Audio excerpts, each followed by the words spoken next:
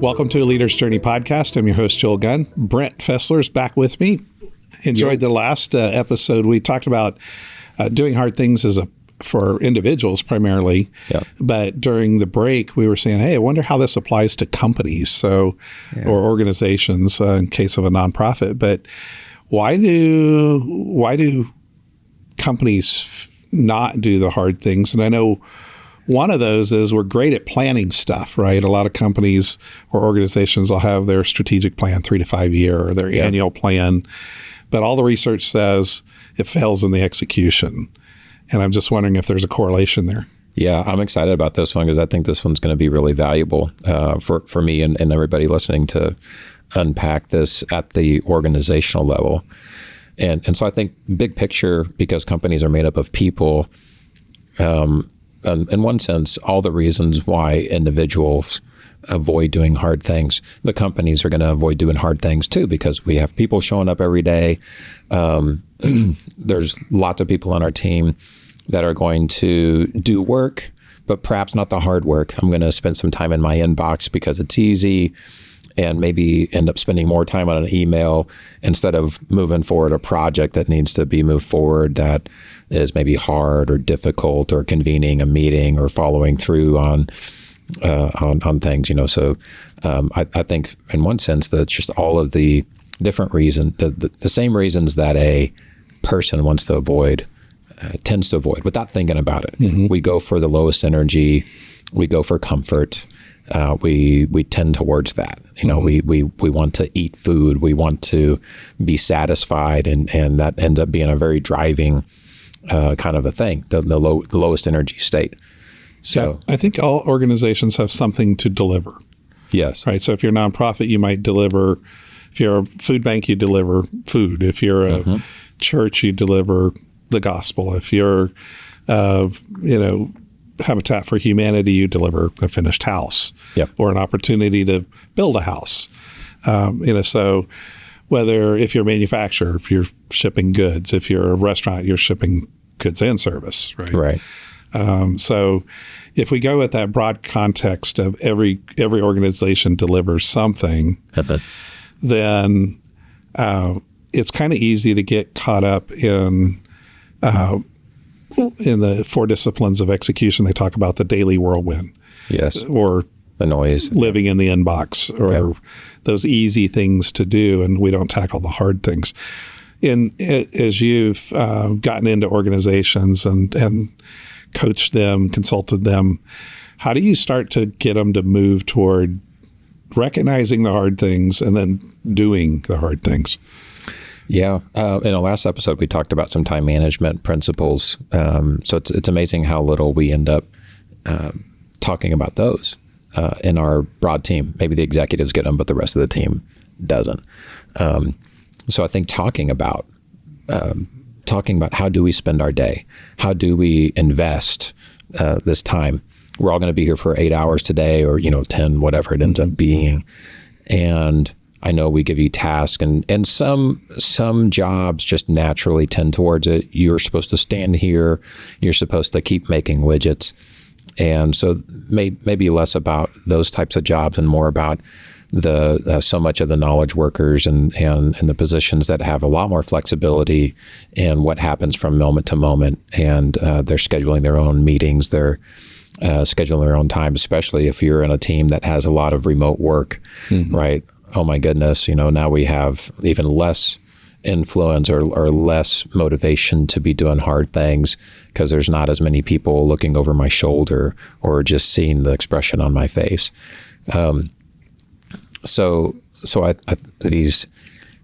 how do we go about, start by, I think, bringing awareness. Hey, there's these hard things that we need to do on a daily basis. And even organizationally, it can be a strategy, it can be a plan. We want to move this, I see this a lot in companies. We want to move forward. So we've got this project to move forward, but our daily operations are all this thing. How do we moving a project forward into our maybe daily regular routine of doing stuff, the normal operational things, handling customers, making some widgets. I've got to take some time out of that to go and move something forward. So So I think building that discipline and that of yes, there's hard things operationally, but there's also these hard things on moving things forward. So leaders can support that, talking about it, making sure that they're helping make space for it, and encouraging people to go and let's do a little bit of this hard thing, moving this project forward every day, not just waiting for, oh, shoot, I've got a meeting deadline tomorrow. I've got to present a slide deck on this project I was supposed to be working on for the past month. And so I cram. Well, thanks to AI, you can procrastinate. You can procrastinate now, let AI do all the hard things for us, right? Yeah. I heard myself say this out loud the other day, and I'm still wrestling with how much I agree with it. So let's try it on for size here. If it flies, I want to trademark it or write a book or something. So it's just put that out there. Yep. Visibility increases accountability. Absolutely. Yeah. So let's go there with this hard thing in mind. Yeah. I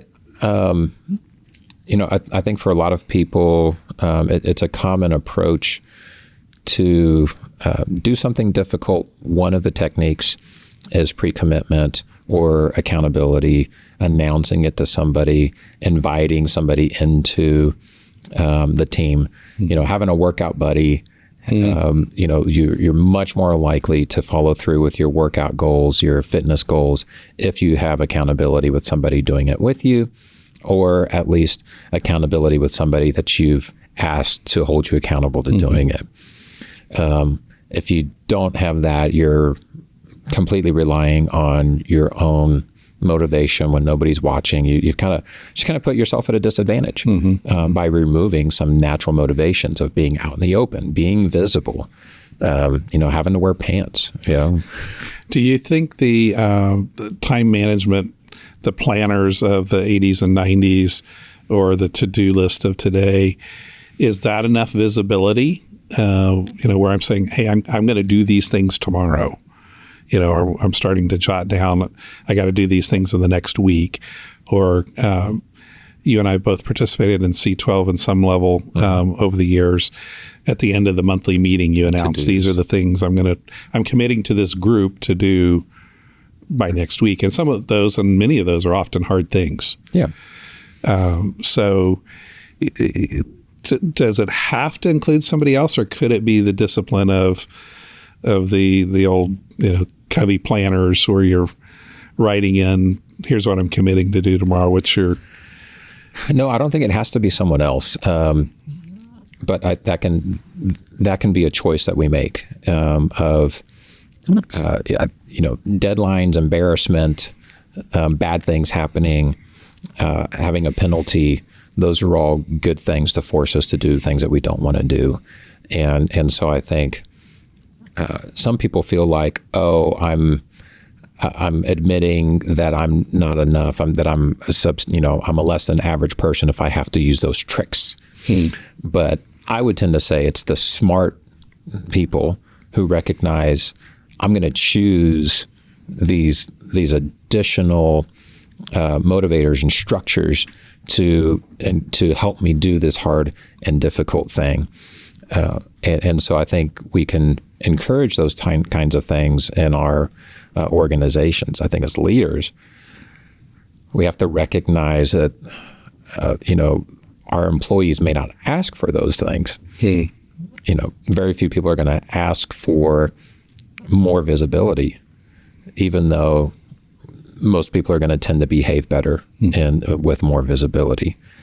And so that can be a thing in tension as leaders and managers of, my people aren't asking for this. In fact, they're going to push back if I try to bring more visibility, so you don't trust me and things like that. And so knowing how to navigate, if you're going to use visibility as one of the techniques and the tools supports to do more difficult things on a regular basis, know that, sometimes a coach in the gym, their job is not to make it easy or more comfortable, or to even ask, how do you want to do this?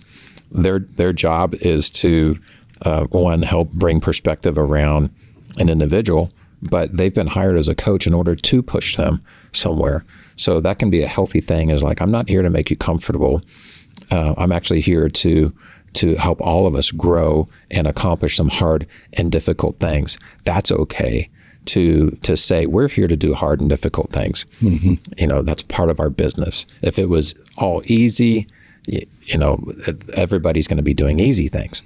And so I think you can survive doing easy things, but you're not going to flourish and thrive just by only doing the easy thing. How many mission or vision statements include "we do hard things"? Yeah. Maybe it should be, right? Because when you think about the teams that we like to model, the sports teams, the championship teams, their mission statements are going to say things like that. And they know that the pathway to their goals, the only reason they're on this team is because they're going to do the hardest things, which is to beat everyone else. To be at a professional level, you have to have a habit of doing hard things. Yeah, absolutely. I mean, they create whole cultures on doing that, but they've all decided this is what I'm joining. I'm choosing to be a part of this team that's going to do that. Doesn't mean that that nobody forced them to be on that team. It's somebody, I want to be a part of this. I want to commit myself to this, and I expect the rest of the team to also commit themselves to that. You don't go all the way into injury. Like that's some of the things that we can watch out on the dark side of doing hard things chronically, or too hard of things, is they can get into injury or just into impossibility, and everybody freezes. So when you try to do such hard things that you're in survival mode of like, oh my gosh, we're all going to die. That's also perhaps not a healthy place to be. And that just wouldn't be, CrossFit pushing yourself too hard. That's having difficult conversations that, like if you go to too difficult of a conversation and you've never had one before, that could be injurious for both parties. If I go try to lift 500 pounds right now, that probably, maybe I could kind of sort of do it, but likely I'm going to tear something in a not good way. But if, I worked at it, I could build up to it. Right. And so I think that's even true with relationships. You don't typically show up to the first date and go, "You want to get married?" Yeah, it's like, it's just be weird, right? Because you got to get to know the person to make sure this is something you want to commit to. Right. Yeah. No. And there's, as you were talking, there's different types of hard things. Some hard things are just, I don't want to do it. If I do it, I know I can. Some other, I think, important hard things carry risk. I don't know if we're going to make it. Hopefully we don't die, right? Don't do something so dangerous. But you can at least do those hard things where, man, I got a 50-50 chance of this thing coming out. Let's do it. And that becomes an important hard thing for a business to do. Maybe not hey, we've got a 10% chance of winning with this thing. I don't know if those are necessarily wise things to do. This may sink the whole company. But definitely doing those things that actually do carry a risk. I don't know if we're going to make it with this, but let's do it. It's worth the risk, right?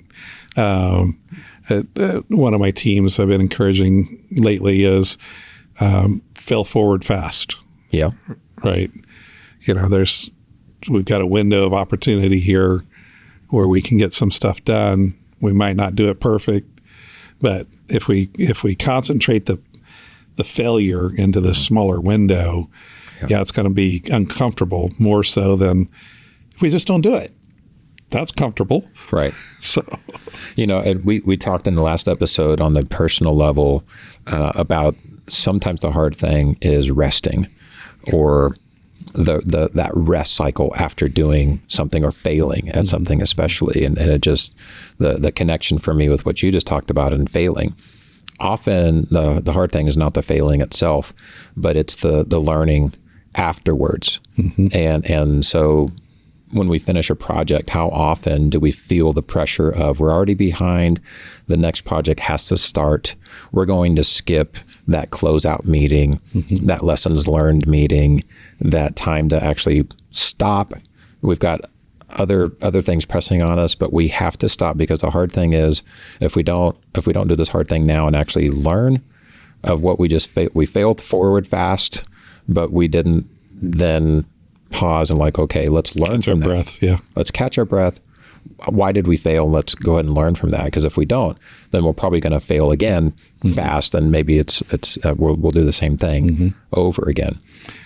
Thomas Watson founded and was the CEO of IBM when one of his key people made various dollar amounts have been said over the years, but $1 million mistake, which in mid-century, last century, was a really expensive mistake in today's dollars. Yeah.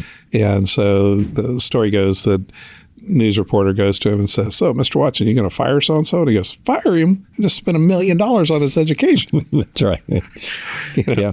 And so to your point, if we do make a mistake, those are generally recoverable or forgivable. But the bigger thing is, do you stop and do the autopsy and analyze what went right, what didn't, what contributed to this? And the successes. Yeah, and sometimes it's painful though to go relive the failure, in that after mode. Yeah. And it's like, but we got through it. Why do we have to rehash it? Right. Because how do we learn from it, right? And I'm glad you said successes, because I'm not great at that as a leader. Sure. It's that I don't need a lot of celebration when I do something good, so I tend to forget that most people do. Yeah. Don't get me wrong, I like celebrating, but I'll tend on those. It's got to be. If I'm going to generally, the way I'm wired, if I'm going to celebrate, it's a really big thing, right? Yes. But we need to take those small wins, like, hey, we failed, we survived, we're pausing. Let's celebrate the fact that we got through it, and we're not going to do that again, right? And just, I think that's important for teams to feel that. Congratulations, like, yeah, you failed, but we failed forward, right? And we're in a better place than we were 2 weeks ago. And I think on and it's analogous on the personal, individual side of not getting enough sleep. Like, I feel like the right thing for me to do is to work 14 hours today because I have that much work. And what that ends up putting us into this place of just chronic tiredness, where I'm not at my best for 14 hours, and I'm actually accomplishing less, and unhealthy, and feeling worse, and all these things start breaking down because I didn't do the hard thing of resting.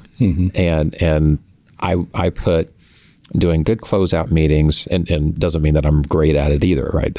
But I would put the closeout meetings, the learning, whether it be celebration, and just, putting a nice completion to this whole cycle. We pushed, we worked, it was hard, and this is going to be our time to actually rest so that it actually benefits us more. If I don't and just move on to the next thing, it's like I didn't sleep, I didn't rest, and it feels like I don't have time to, and we know if we don't take time to rest, we're going to break.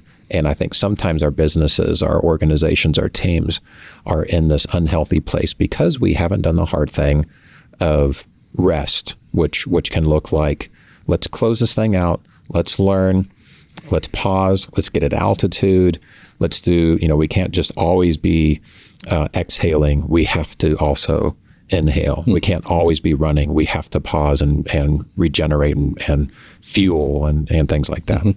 And as we were getting started this morning, we talked briefly about this idea of a video I'd seen recently on wartime versus peacetime. But even in wartime, they would call it the Christmas Day, pauses, or they'd say, hey, we need to retreat, to regroup, to advance, right? And so we might be in the middle of a major project and it's all hands on deck and we're pressing forward and we got to get this done. But just take that, hey, let's go to lunch and just not talk about work, or, hey, everybody, let's get as much as we can done by Thursday, and Friday just be a low key day. So I think those intentional, hard thing to do, right, when you're feeling all the pressure to get it done, right, and the project may be already late, or there's there's some sort of deficit because it's not been done before, or whatever. It's hard to take. A hard thing to do is actually just stop, Yes. and inhale, as you said a moment ago. So I'm enjoying this conversation about hard things because a hard thing isn't always the hard bad thing. Sometimes it's the hard good thing. Right. It's the inhaling instead of just exhaling. It's the look out the window for 15 minutes when there's chaos around you. Right. But final thoughts on this organizational hard things. Let's start to land the plane. I think as leaders, it's something that we can pause and how can we, in our particular teams, what are the new habits perhaps that I want my team to develop, and that I, as is usually the case, the leader also has to model. We've talked about this before. We say we need the team to do this. It's going to start with the leader modeling those kinds of things as well. And so there's ditches of all we do is just work, and just keep going from one thing to the next and never do pause and get up to altitude and learn and strategize. The other ditch is all we do is ever strategize and plan and never do get into the first next step that we got to do. And even if we're only going to do that next step for 5 minutes today. So I think there's some ditches that we can climb out of on both sides of these. And so knowing where we're at with our team, with our own leadership, what are the habits that I need to bring into this? For me, I tend to be task oriented and strategic at this for me. And the hard thing for me is, if we look at the situational leadership quadrants of this, that first quadrant of where, watch me do it, and very, very directive. And the last quadrant is complete delegation. Those are the two favorites for me. Just let me do it because I can do it faster, or you take it and don't bother me with it. But to get through those other quadrants of let me actually work with you and develop you and grow you. It's going to be inefficient during this time. But if I don't go through the hard thing of leaving perhaps some things undone and saying the most important thing is for me to pause the things on my to-do list and make sure the most important thing on my to-do list is actually to go and develop and grow other people and help them build their processes or things like that. That's some awareness for me. Your leadership position may be in a totally different spot, but that's the takeaway. I think is pausing and like, how can I? What hard things do we need to be intentional about? And it may be a hard thing unrelated to work. It may just be we're kind of stuck in this status quo. We're surviving. We're doing okay. And we need to break through a ceiling. We need to break some things. So let's all go do something hard together. It may be unrelated to work, but it's just about let's break out of doing the status quo and let's just do something uncomfortable. Mm-hmm. It may be, whatever that is. Maybe changing a process. It could be breaking a paradigm. It could be doing a service project. Mm-hmm. It could be breaking a paradigm. I'm glad you brought that up about getting out in the marketplace. Yeah. Right. It's not necessary. If your organization delivers something, well, it's pretty easy to get in that routine. And so a hard thing would be to break that routine of shipping product or putting a plate of food on the table or, servicing somebody. So the hard thing would be to go give back to the community because it's not routine. There's not really time for it. Yeah. We're already working 40 plus hours a week. We're already got a schedule full. We're barely keeping up with delivering the product on time. Let's go work 4 hours in the community. Yeah.